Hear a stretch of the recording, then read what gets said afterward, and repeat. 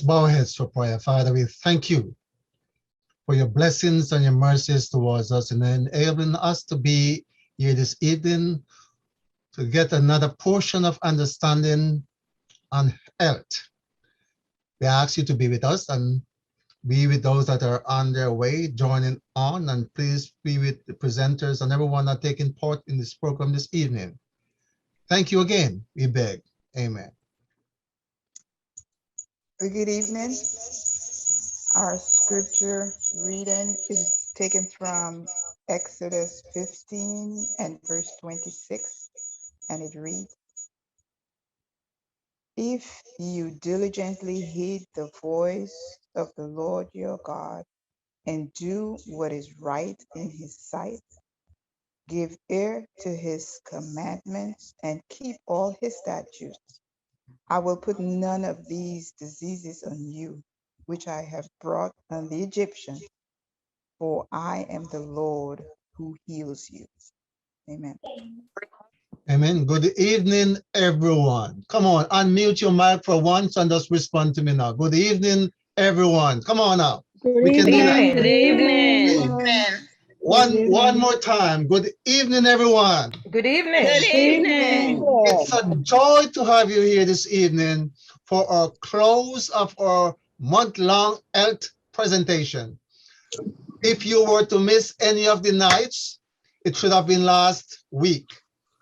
But I'm asking you to send that link to someone so that they can join us tonight and get some good information that is so pertinent, especially in these days. Listen, folks, where could you get this information without strings attached? There is no strings attached this evening. We have dedicated individuals that come forward this evening to bring you life-changing information. And I just want to welcome you all this evening as you join us. Before our speaker comes to us, there's a good friend that I must say I owe a lot to for this evening's program. Her name is, let me see if I can put her beside me here. She's right beside me here, and there she is. Miss Michelle, thank you, thank you, thank you. Thank you for all that you have done. I won't say what, but all that you have done. This evening, we have one person here, Miss Anna DeCosca Major. She is a U.S. Air Force retired personnel this evening, and she will be introducing our speaker to us. Right after she introduces our speaker, we'll have a special song, and then immediately after a special song, we'll have none other but our speaker this evening. Hi, good evening. As you know, my name is Ana da Costa. I have the pleasure today to introduce my friend, my sister by choice, Colonel Dr. Stefanie Watkins Nance. She has a very extensive resume, and I'm going to try to highlight the things that she has done, her service before self, in related to COVID-19. She is currently the commander of the 316th Operational Medical Readiness Squadron at Andrews Air Force Base in Maryland. In her position, she commands 227 personnel to support Andrews Air Force Base, the Pentagon, and the Joint Base Anacostia Boyle Air Force Base by providing airspace medicine services, disease prevention, and national security special event response. She has done several other jobs. One of the things that she has done is in her spare time, she was able to write many articles. Now she's dedicated her off-duty time for the past year to address COVID-19 health disparities in Black and Brown communities. She pioneered a vaccine hesitancy lecture series and emboldened the underserved by educating over 27,896 people, which significantly increased COVID vaccine uptake. She became a best-selling author as she published writings on health disparities, topped Amazon charts in 2 categories, for which she was awarded a certificate of appreciation by the mayor of Washington, D.C. All proceeds went to the COVID-19 relief. These efforts led to her being handpicked by the Air Force Medical Service to spearhead vaccine hesitancy dialogue by recording motivational sound bites to raise awareness across of the Department of the Air Force. I think you have a great speaker, very motivator. She's gonna help us understand everything about COVID tonight.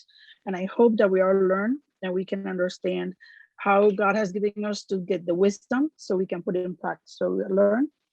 So here I have my friend, my sister by choice, Stefanie. Coronavirus, coronavirus, it is a virus very pandemic, very contagious, very contagious. Let us be very careful. It has a symptoms, running in nose, sore throat, cough and fever. It has a symptoms, running in nose, sore throat, cough and fever. Coronavirus, coronavirus, it is a virus very pandemic, very contagious, very contagious. Let us be very careful. Avoid the handshake, avoid the hugging, avoid the kissing. Wash your hands using a soap. Wash your hands using a sanitizer. Wash your hands using a soap. Wash your hands using a sanitizer. Coronavirus, coronavirus, it is a virus very pandemic, very contagious, very contagious.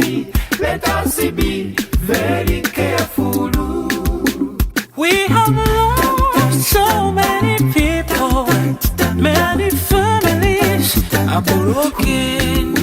We are crying, we are weeping. Coronavirus, leave us alone. Our God, come and help us in this calamity. Our God, come and help us in this calamity. We fight here, let us fight together. Let us win together. COVID-19 will be conquered. Let us fight together. Let us win together. COVID-19 will be conquered. Let us fight together. Let us win together. COVID-19 will be conquered. You're the best mask. Let us fight together. Let us win together. COVID-19 will be conquered. So, my friend, thank you so much, Anna, for introducing me. But now it's time to talk about COVID. So I've been doing this for a while. I started talking about the myths and the facts that are surround COVID, the misinformation that's out there, and I've revised it to update it to the Delta variant and some of the other things that we're currently seeing, because this is a rapidly changing environment. So, Pastor, if you would start my slides, I'll be able to pick up. Okay. So I named this Combating, because I'm in the military, COVID's changing faces. And yes, they are changing. Next slide. And so, of course, I'm in the service and I'm still on active duty. So these are quick disclosure, just saying that the views expressed in this presentation are mine and mine alone in the capacity of a physician, and they're not the views of the Department of Defense or the Department of the Air Force. And any product I talk about, I don't have any endorsements. Next slide, please. So the first thing I'd like to talk about that's gotten a lot of attention, especially since the Delta variant out, are about the multiple strains that are out there. We hear about the most virulent ones. However, there are several other strains out there that don't get as much notoriety. And I'd like to explain it as this. Strains are like key duplications. When you get your first key for your house, it works perfectly or almost perfectly. However, if you lose that key and you make another key, that one, it still works pretty well because it's very much like the first key. But as you get further, the third key, you have to duplicate it again. The third key, you have to jiggle it. By the fourth and fifth key, you have to jiggle it a lot. And by the sixth or seventh key duplication, you get increasingly frustrated until maybe the 10th when you can't even open it at all. Next, so the key is that the keys are just like the strains. The earlier variants responded to the vaccine because they were very much like the original variant. So the vaccine still recognized them. It still opened that door. As the second strain came out and the third strain came out, it was still very highly effective. And even the Delta strain is right around fourth or fifth iteration. So it works. However, as we get further and further away from the original, it's going to be less effective as we go on. That's the whole point behind the strains. So how do you stop them? Well, you stop making keys. Just like a virus, it can only mutate when it copies itself. So the fastest way to get rid of strains and to stop the virus is by the vaccine. By killing the vaccine, a virus can't replicate when it's dead. So that's what the whole push for the early vaccination happened. Next slide, please. So let's talk a little about the strains. So we have variants of interest and variants of concern, and strains are variants, right? So first, I kind of liken it to a relationship. At first, you're interested in somebody, right? You're a little interested, but if they don't call you back, you're like, whatever, it's not a problem at all. They have to spread, they have to be infectious. If they start off really slow, maybe it's a very mild relationship, but then as you go into the more heavier variants, we call them variants of concern. So now the damage and the infectivity and everything is much more prominent, right? This is the relationship. Well, if they don't call you back, you're upset about it, and that's what this is doing. A variant of concern has to do a few things, right? There's an increase in transmissibility. So my analogy, much stronger feelings than the variant of interest.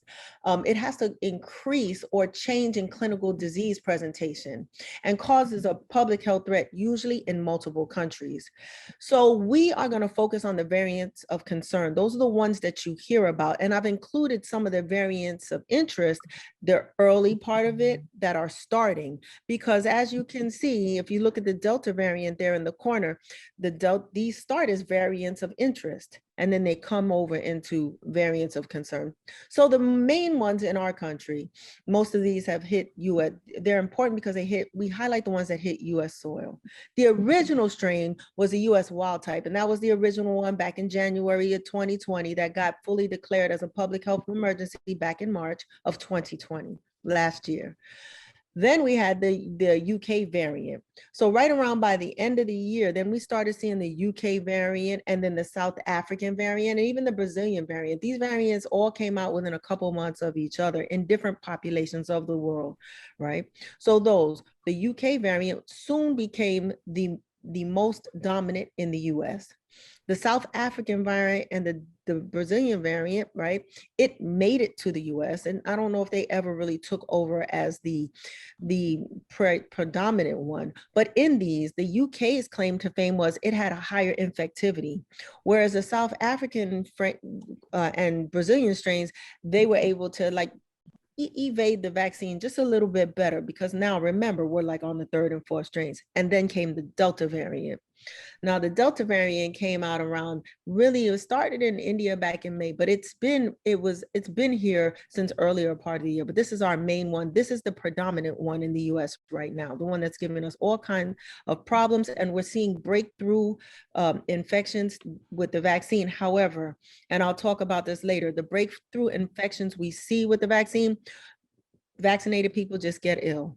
So they're breakthrough infections, but they don't have death associated with them as it does in the unvaccinated. And I'll talk about that later. And then just here in the blue on the side, you'll see some of the variants that we've been watching. Right now, Mu, that last one there at the bottom next to the South African 5, Mu is causing some problems. So we're watching it closely. These last three on the bottoms, you see Lambda in Peru, the South African strains. There's a C12, it's a collection of strains. These are the ones that are giving us problem. And Mu has reached the United States. It started out in Colombia and Peru earlier this year, and about 5% of New Yorkers, I'm a New Yorker, I don't know if you can hear it in my voice, but 5% of New Yorkers now have that variant, but hopefully it will stay a variant of interest. However, we're watching it closely. Next slide.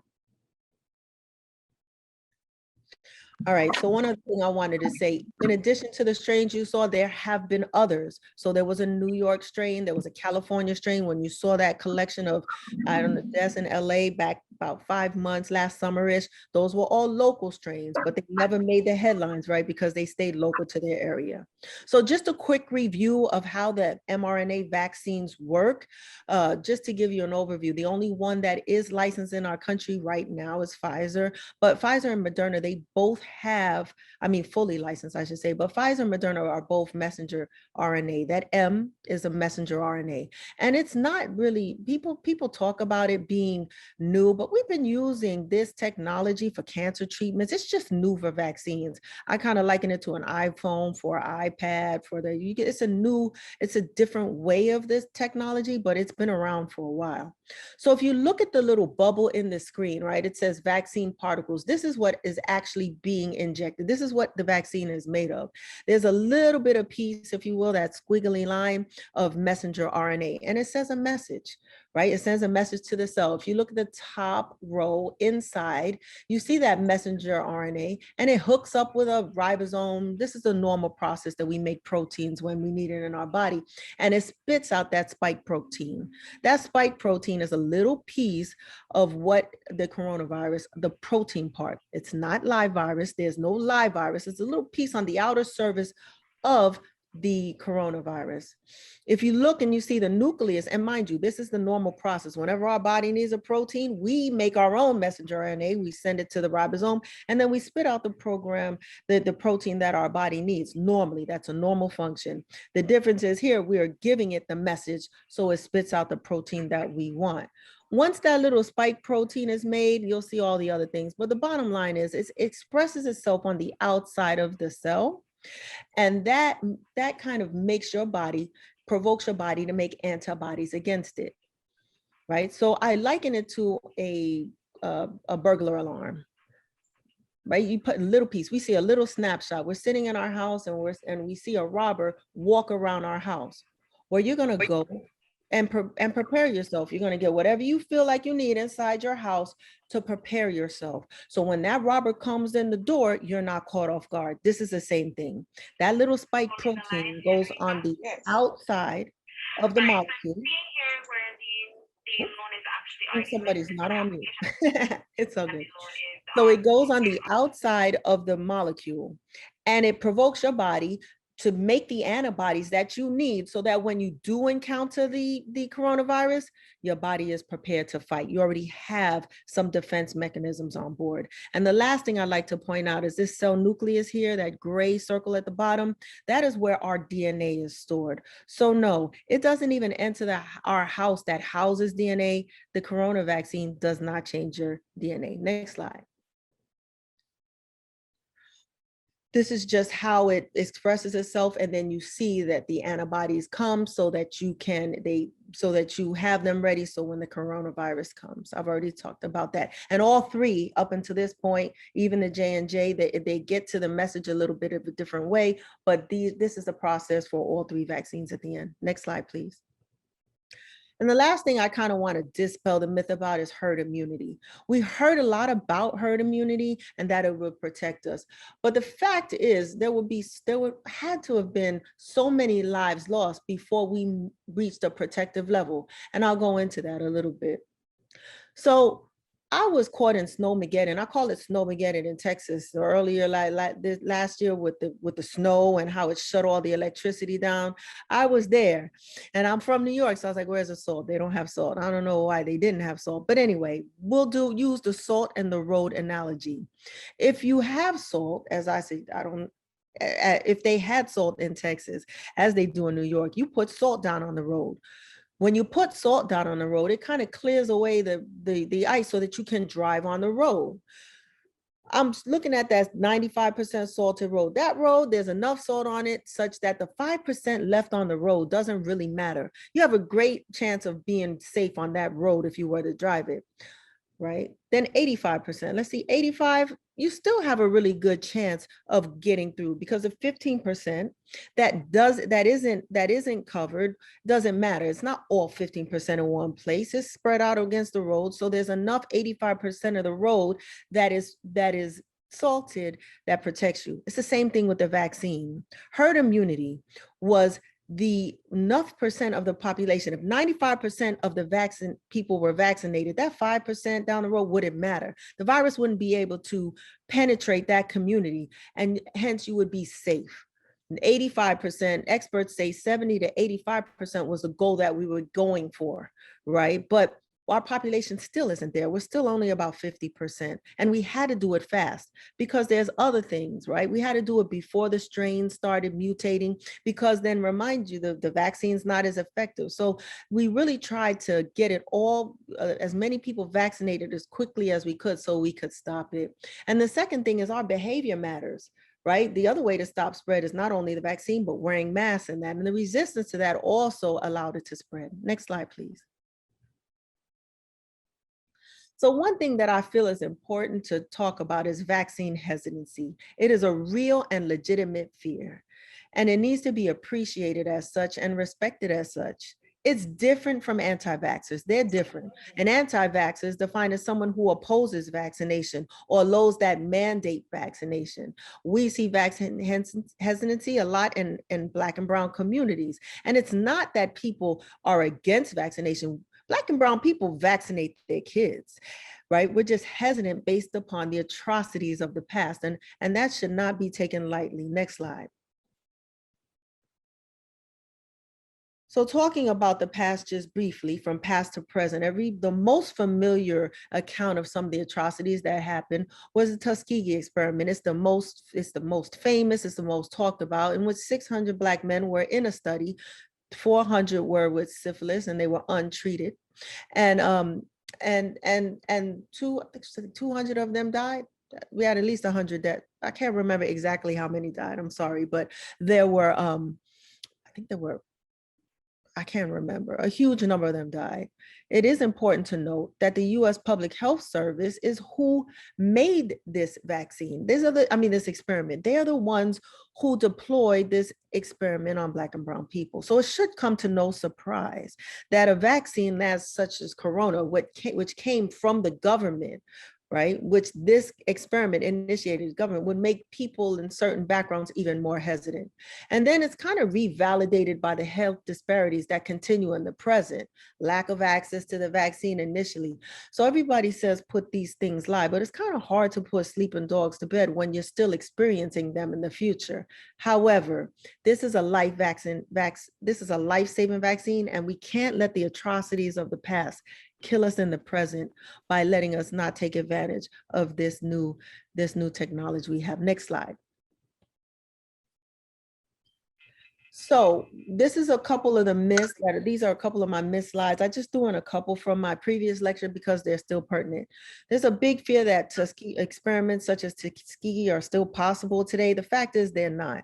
So, Tuskegee experiment went from 32 to 72, 1932, 40-year study. In 1974, an institutional review board, right, coming out of the Department of Health and Human Services, establish a very rigorous process such that it wouldn't happen again. This is probably the only good thing that came out of the Tuskegee experiment. And I can tell you, trying to launch an experiment on human subjects in present day has a lot of safeguards and is very difficult to do, having attempted myself. Next slide. But we talk about, when I said it's not the famous, just a couple others, the father of gynecology, J. Marion Sims, back in the 1850s, performed painful vaginal fistula repairs on enslaved women without anesthesia. 1850s. A medical resident study back in 2016, not that long ago, about 5 years ago, residents still reported that they believe that Blacks are less susceptible to pain. This is a misconception that has persisted since slavery. That's why they didn't use anesthesia, because back then they thought that Black skin was thicker and therefore did not feel pain as much. This still common belief results in a higher morbidity and mortality in the present. Next slide. So the last person I'd like to bring up is Susan Moore. Right, so Susan Moore, there are two things she described. She was a physician in Indiana just in December who described being made to feel like an addict and accused her white doctor of downplaying her complaints of pain and suggesting she should be discharged.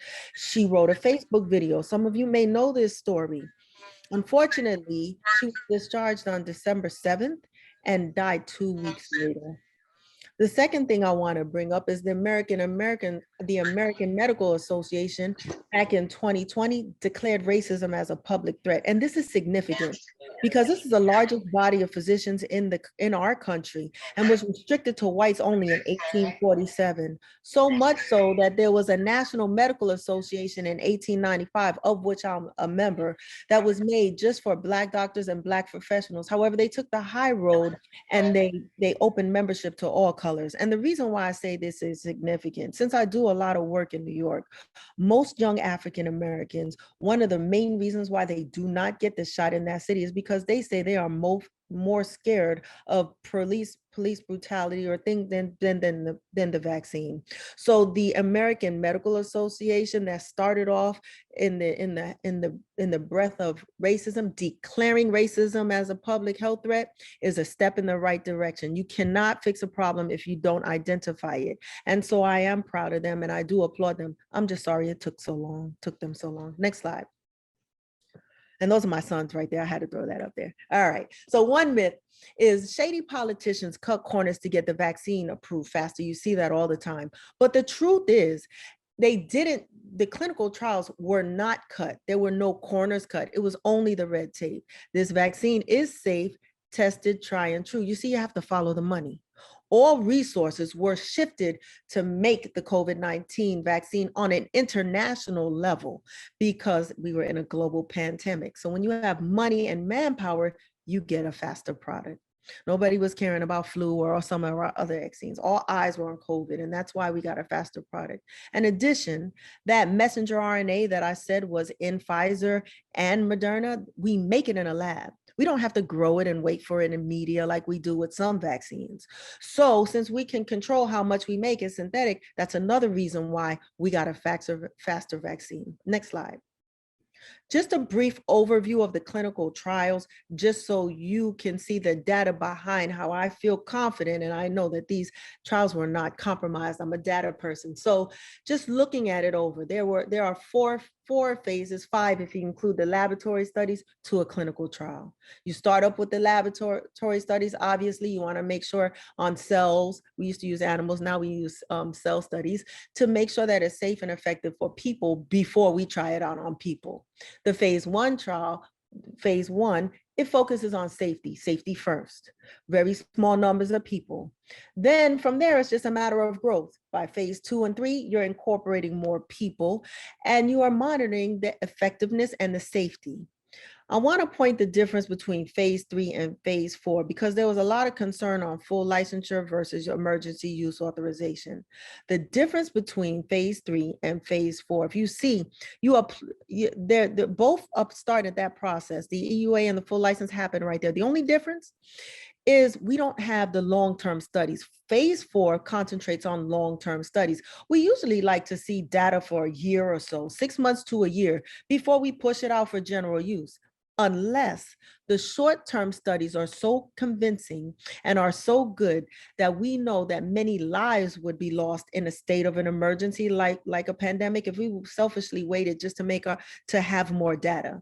If the short-term data is good and it will save lives, we push it out under an emergency use authorization, right? After 6 or 8 months, then we get the data that we get more data, and only then can you apply for full licensure. So you see Pfizer has full licensure now. They were the first to come out, push it out under emergency use authorization because it was proven to be safe and effective. And then around 6 to 8 months, they were granted full licensure. Moderna applied in June. We should see that too. The other thing I wanted to point out was HPV. I put HPV up there because it is a non-COVID test vaccine. But if you look, Pfizer, Moderna, and J&J, they actually had more clinical participants than a lot of the vaccines that are out now that have nothing to do with COVID. HPV is an example of one of them. So they really made a point to make sure they conclude even more participants in the clinical trials than usual. Next slide.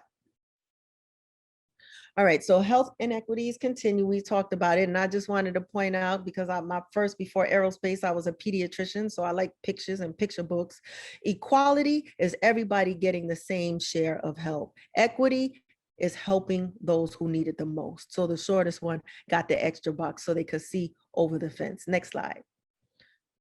As of August 16th, just an overview based about broken down by ethnicity, you can see the disparities as far as or how the vaccine uptake was as of August 16th. And a lot has happened since then.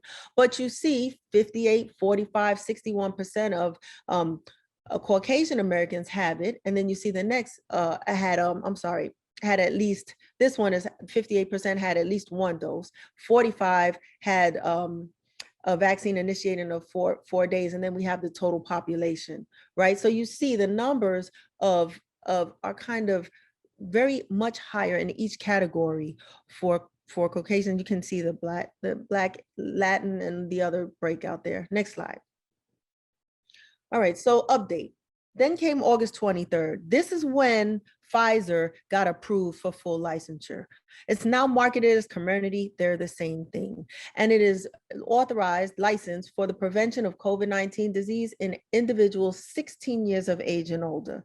Moderna is 18 years and older, but I think that Moderna did that just because it took Pfizer a little bit longer to get approval, because when you're dealing with minors, it takes longer. Pfizer waited, and Moderna just didn't push forward. They could get their vaccine faster if they started out at 18. This is what I think happened.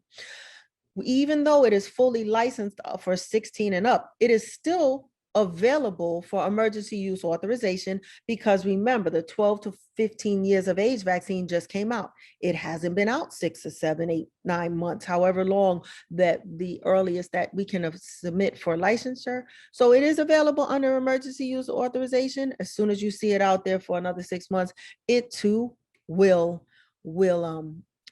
apply for fully licensure. And I said right here, Moderna application, they already applied in June. So I expect that we will be seeing that vaccine fully licensed shortly.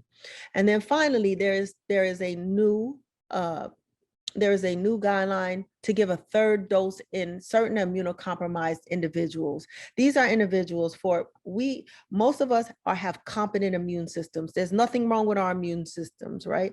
So the 2 doses in us gives us enough antibodies. It's found in certain people whose immune system doesn't work as well. 2 doses of the vaccine doesn't get them to the same level of antibodies that it would if their immune system was working, which makes sense. So now the recommendation is within 28 days of the second shot, there should be a third dose in certain immunocompromised individuals. And they are very significant, right? So next slide, please. I'll go into what they are in a later slide. And then here we go. Here, this is the thing that made me almost come too late for this presentation, but I would have done it at work if I didn't think I would make it. I love talking about COVID and educating, and I wouldn't have missed it for the world. But on August 23rd, the DOD mandated military service to get it. So this is what I've been doing ever since then. This directly followed August 18th, where there were 5 service members, and we're talking 20-year-olds, 21-year-olds, right? We lose a lot in the military to suicide, right? It's questionable if that's prevented or not, but these 5 lives were completely preventable, in my opinion. And we have lost about 400, I think, across the military services. And the difference, if you think young individuals cannot get it, that is wrong. It is wrong. The Kabul bombing that you saw as we evacuated out of Afghanistan took 13 lives. I think that's unexcusable. But every death, depending on what it is a loss. I will say, I've also been spending my time receiving some of the people from Afghanistan, and there's no solace for that, but that's the cost of war, but we can fix this one. Next slide. So this is just even in the military, as we're mandating, I had to order many people in my squadron to get it because they were against it. I try to educate them along the way. I'll move through the slide, but even this, because of the nature of how this vaccine went, we've always had an exemption process, and we're allowing the due process. So we're not just giving everybody the vaccine, although it is a mandate, it is an order, and we're made to follow orders. However, if anybody has a religious exemption or a medical exemption, we're allowing members to apply for those. Next slide. This is the immunocompromised that I was talking about that needed another dose because they don't build the same of immunity. And I've already talked about this. Next slide. So the immunocompromised, right? If you're wondering if you're immunocompromised, sometimes they say the young, the old are immunocompromised, right?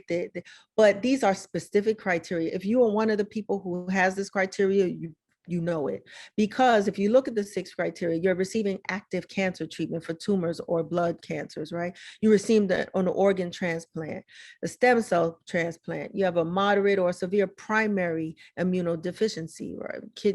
This pediatrics, right? These are congenital problems, advanced or untreated HIV infection, or active treatment with high dose corticosteroids. And if you look, in red, I highlighted, or any medicine that suppresses the immune system. So rheumatoid arthritis, a lot of our immune diseases, autoimmune diseases, you take suppressants to the immune system so that your body doesn't fight against itself. So there is that caveat. And if there's anyone who doubts or think they may be immunocompromised, I have done it's a case by case. So please be free to discuss your concerns with your physician. Next slide. So as I put on there, I had to say age are not considered immunocompromised for the extra dose. So there's my little Greek mama when she was 19 and when she was 83, right? There in that picture, 83, she just turned 84 yesterday. It is 36 hours after the Moderna shot. She didn't feel well for a couple, but I will tell you, prioritizing the elderly for vaccines was key when we first brought this out.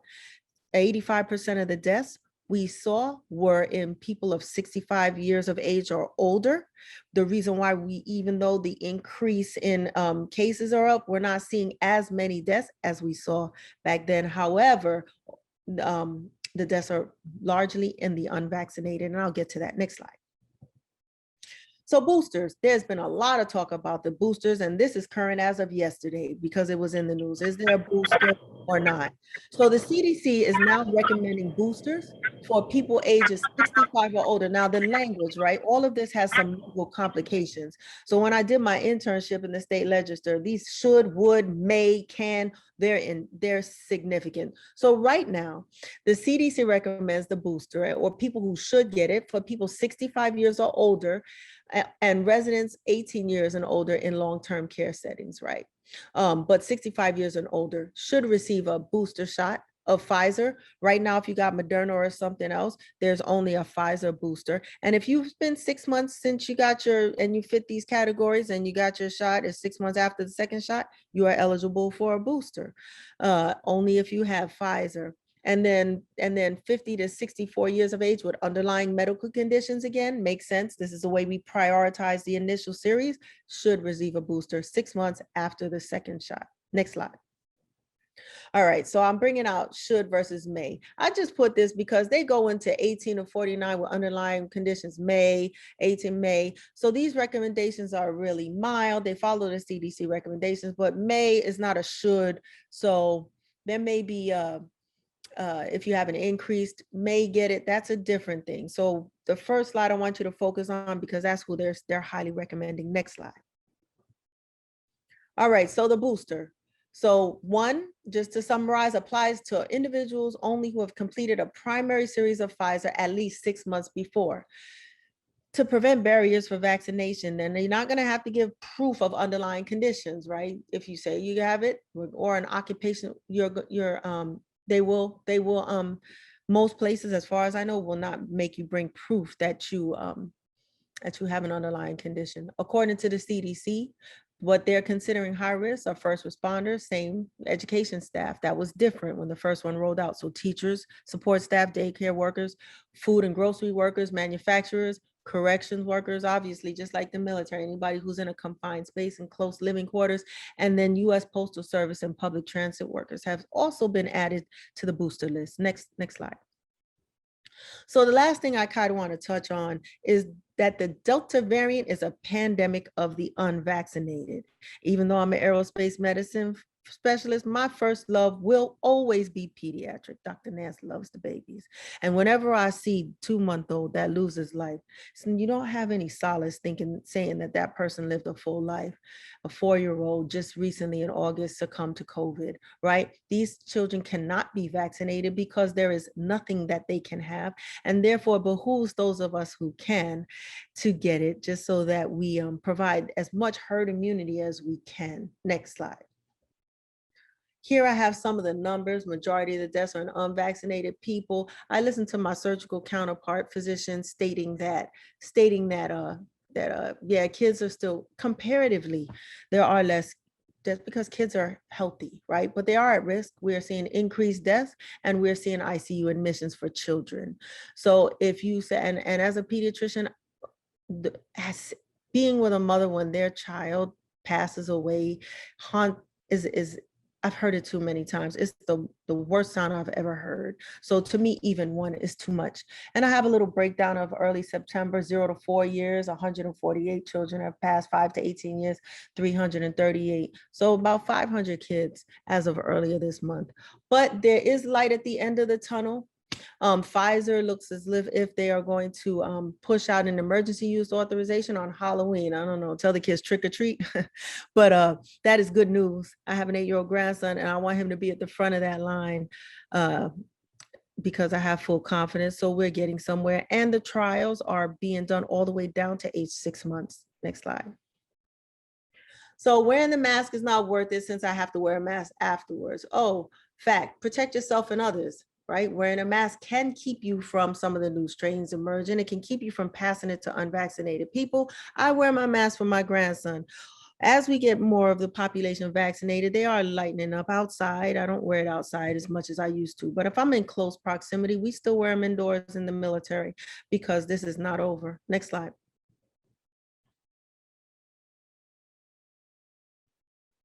All right, myth. It's better to wait for the vaccine with the highest effective percentages. This slide with the eyes on the prize there in the corner is when they came out with the effective rates, that was for contracting the illness, right? We saw different things. So just so you know, all three are very much effective, 99% effective against death and dying. Next slide.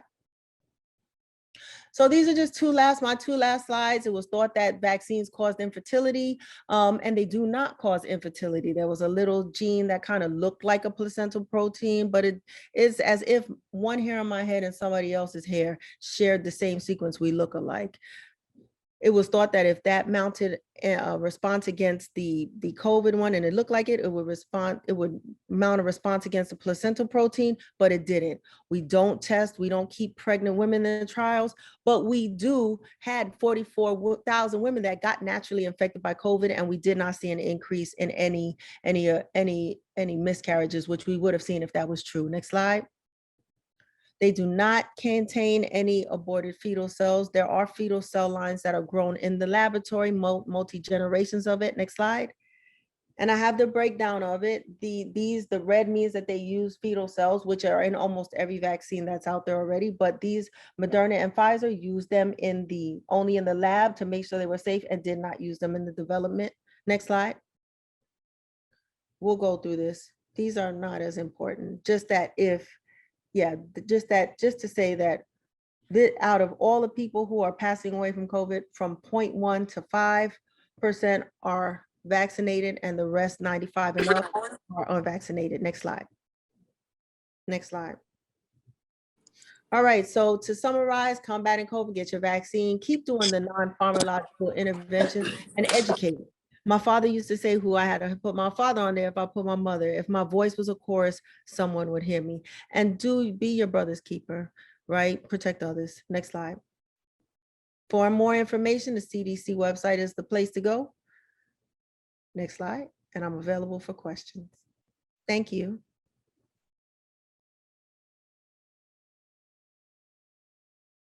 While others are getting their questions together, there's so much rumor on social media now about the topic that we discussed this evening. There is one in particular that states that there's lead that is included in the vaccine. Is it a myth or is it a fact? Can you shed some light on that first? Sir, it is a myth. We stopped using lead a long time. There's no lead in the vaccine at all. The vaccine actually, just if you look at the components on the ingredients, and we have to counsel people since we mandated in the service, there's pretty much fats in order to get the substance across cell membranes. There's fats, sugars, and the protein, the mRNA vaccine. There's no lead in those vaccines. All right, very good. Let's go ahead and get some questions from our folks this evening. Who has the first question? There are questions in the chat. All right, there are questions in the chat. Let's do that.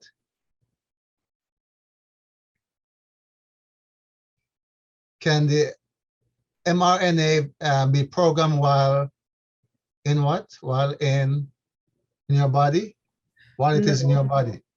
No, so that mRNA is made. It's very similar to our natural process. Once that mRNA delivers the message to the cell, our enzymes destroy it. So it delivers the message, and then our enzymes very shortly after, and I had that on the slide, I didn't say it, my fault, but it's destroyed right after. And that's the same process that happens for us naturally. It mimics our process, and it does not last, I guess, like a bee skin, right? Once it gives the message, our enzymes break it down. So it's right. No longer.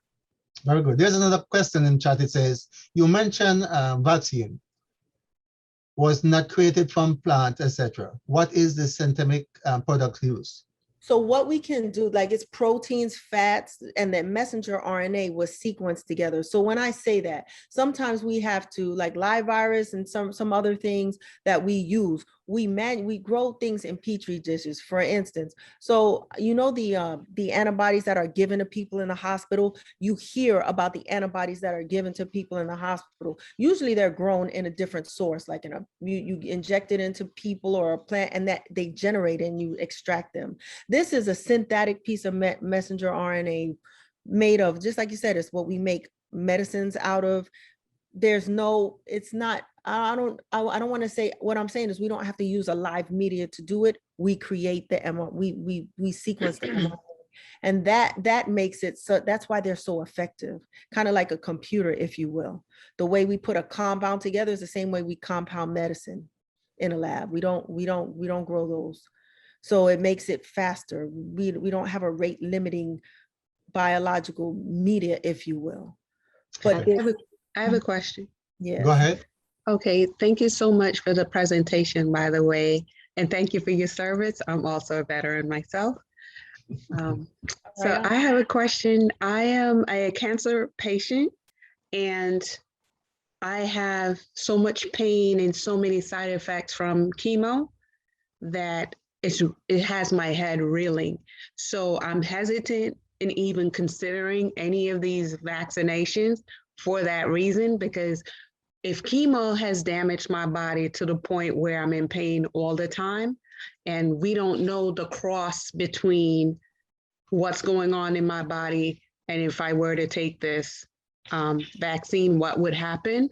I'm kind of apprehensive in even thinking of going in that direction because I don't know what my effects are going to be like.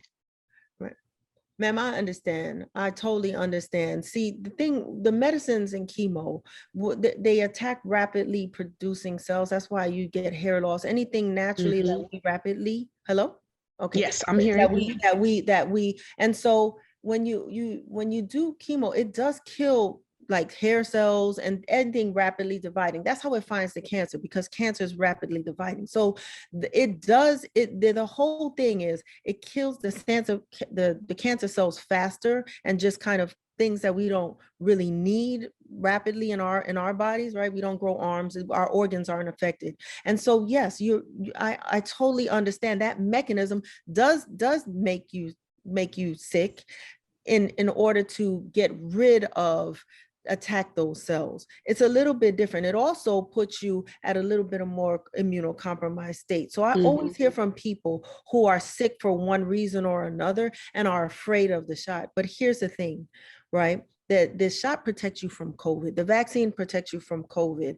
And when you're looking at it, I am so much more afraid for you to get COVID than the vaccine. When you look at them side by side, a lot of people who are having problems with COVID obviously have some kind of other factor going on that makes it even more difficult for them to fight COVID should they get it.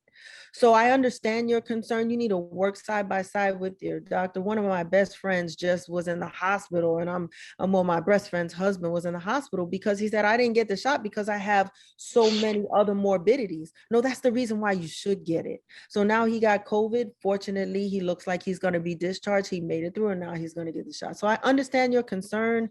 It's a little bit different with chemo because that is targeted to kill the cancer cells and take some alibis along the way. But it's destroyed a lot of different things within my body, and I'm having so many side effects. So my immune system is not strong enough to deal. I stay home. Other than going to my doctors, I don't go anywhere. Understood. And that is another way, right? The non-pharmacological interventions, that's all we had before the vaccine. It's not like they're not effective, right?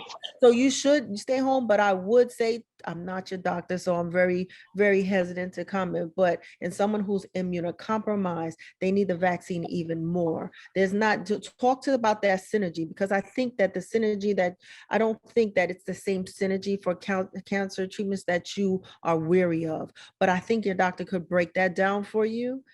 For you, I can't give a recommendation, but considering if you're in immunocompromised state, you need it even more. And those are two different processes, if you will. So we recommend the vaccine for anyone in your in receiving those, unless you're in those situations. But talk to your doctor. You have to be comfortable with what you put in your body. Amen. Thank you. All right. Thank you. Is there any question? There are some in the chat, but let's see if anyone would speak up. Any more questions? All right. I make a comment if it's okay. I just want to thank Doctor so much. That was such an informative presentation. I really, really appreciate it. And I've learned a lot. And I kind of totally agree with most of what you said. So I think it's really an awesome thing that we be educated on the vaccine, because a lot of times we're listening to what people say, there's no facts in the matter. And this is a really awesome presentation. Thank you. Thank you, ma'am. I appreciate that. All right. Colonel, there's one that says, don't mention computer. We are already scared.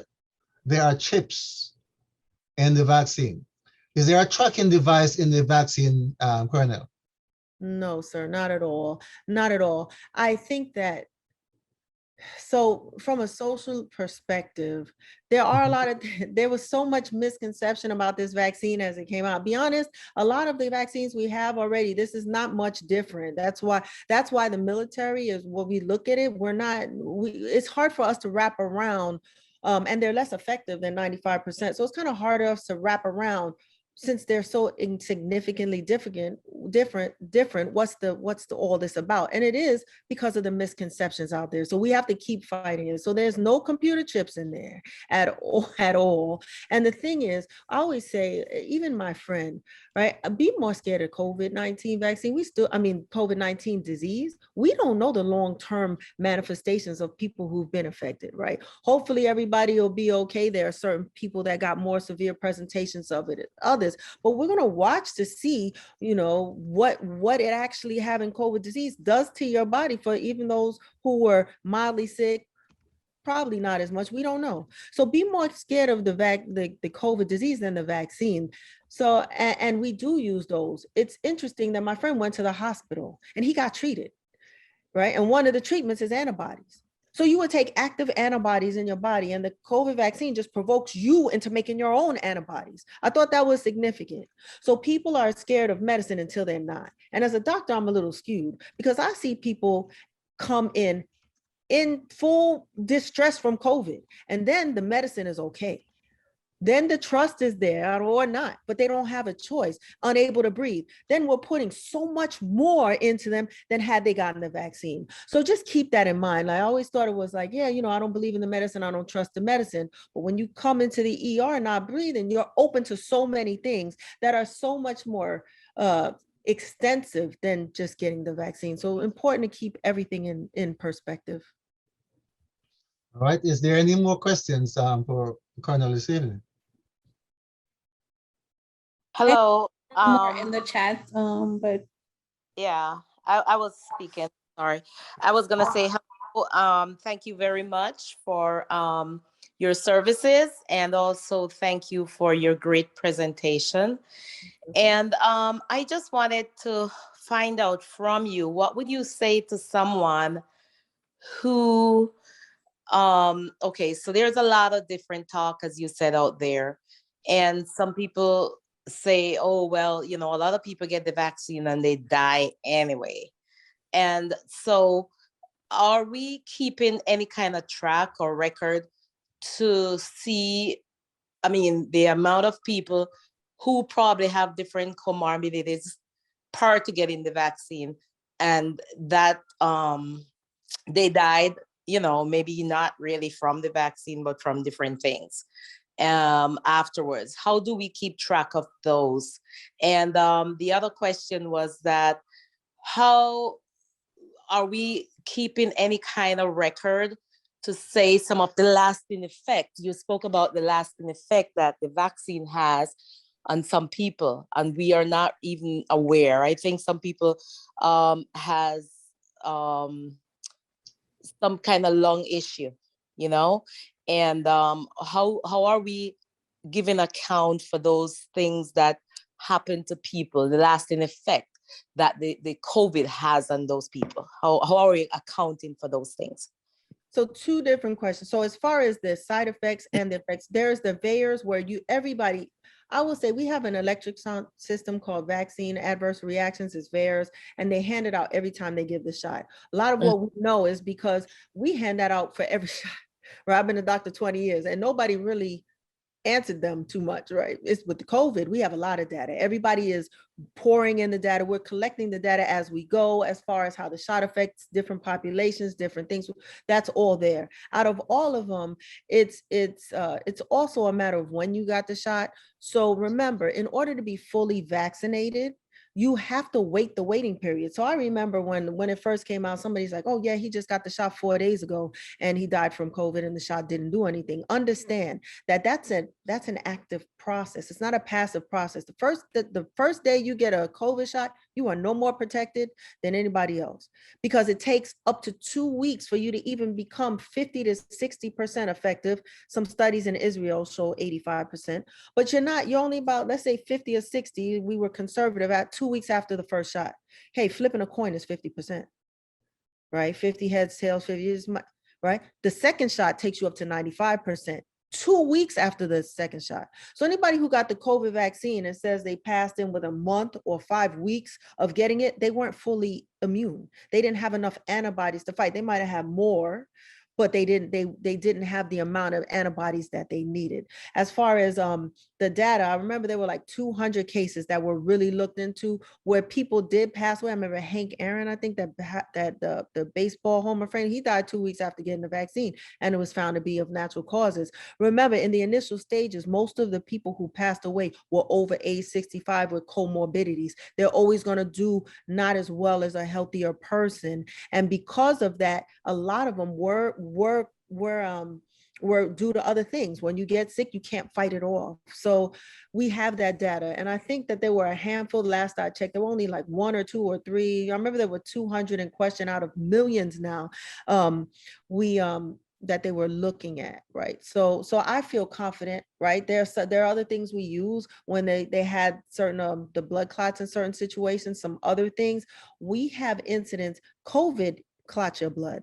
There are more cases of people who had COVID that have more clotting processes than people got the vaccine. And also people get vaccines, clots from different things. And so when you take the baseline, I guess, clotting potential of the US population, and you see it lower than that, you're like, okay, was it due to the shot? So there's all kind of systems in place that kind of try to tease that out. So we are watching long term. I don't want to be grim. I do think that when you recover from COVID, you're going to be okay, right? We just don't know. Maybe you're more prone to allergies, or maybe you're prone to sinuses. But the truth is, we don't know. COVID has only been here a year. Nobody knows. If somebody tells you what the long-term sequelae of COVID-19 is, we don't know. We know that if you're doing well, hopefully you'll be able to continue to well, and most will. But we don't know. We don't really know exactly how it's going to affect people. But I will say, if you did have COVID and you're doing well, it's nothing to stress about, right? We're just going to continue to monitor, and people are self-disclosing. People are more interested in telling us, and we're monitoring them closely. Right after people get the COVID shot, they are on it. They're like, oh, let me see. Other shots, your arm hurts from flu sometimes. We have a lot more data with this one. So rest assured, we're gonna get this. We're gonna get through it together. It's no issue. And then I see in this chat, it talks about a booster shot. So a lot of you want a vaccine to do 2 things: provide immunity to you and decrease infectivity. When the shot first came out, we were very transparent. We don't know exactly how much it decreases infectivity. We know it does, but if it's 50 or 60 or 80%, it wasn't clear. How much antibodies it provokes in us, we know it does, but we don't know. Now we've had it for 6-8 months, and we do know how long those antibodies last, right? So if you get COVID, people are saying, I got COVID, I don't want to get the shot. Well, did you get a small case of COVID? Did you get a big case? We don't know how many antibodies you got. Everybody's different. But when you get the shot, we know exactly how much was in the shot and how many antibodies you should have. So there is a vaccine. When we said there is a measles, like I'm a pediatrician, the measles vaccine, there's a booster. There's a booster when at 11 years old from childhood.